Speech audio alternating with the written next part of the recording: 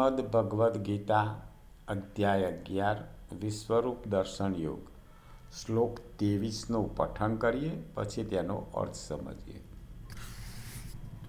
Roopam મહત્તે બહુવક્ત્ર Netram મહાબાહો બહુબાહુરુપાદમ બહુદરમ બહુદષ્ટ્રાકરાલમ દૃષ્ટ્વા લોકાઃ પ્રવ્યથિતાસ્તથાહમ.